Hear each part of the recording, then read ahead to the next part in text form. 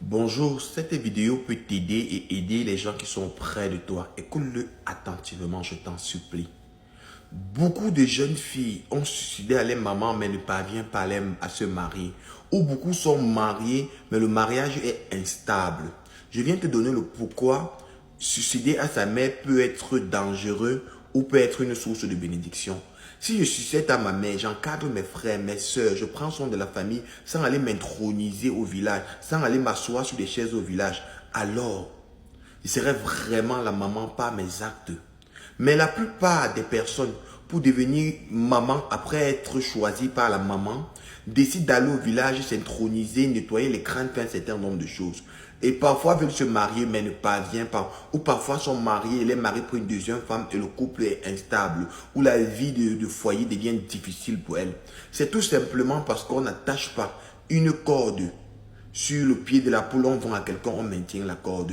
La poule, sa vie va dandiner. Et je voudrais te dire quelque chose au travers de ça. C'est qu'au fait, la dot au pays bamileke il dit qu'on vient de te vendre. C'est la raison pour laquelle quand on te dote, tu portes le nom d'une autre personne et tu apprends les cultures et la tradition de cette personne-là. Une fille bamileke qui épouse un Douala devient automatiquement un Douala et c'est là-bas qu'on l'enterre. Ça sous-entend que si une fille bamileke a épousé un Douala, parvient à suicider à sa mère, il est important de connaître que on a vendu, on a doté un enfant, on a attaché la corde sur son pied et le couple peut dandiner.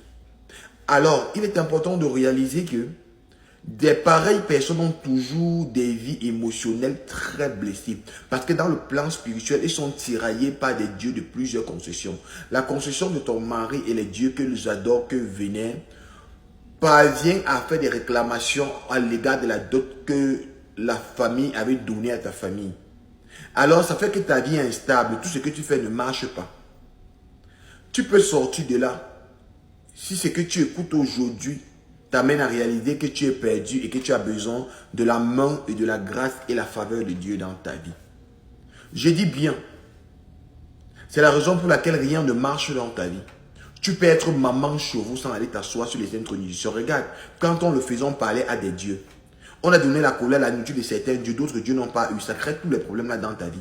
Tu as besoin de sortir de là. Tu as besoin d'être une maman choisie par ta mère. Mais les intronisations qu'on t'a fait là, c'est ça qui est la cause de tes problèmes.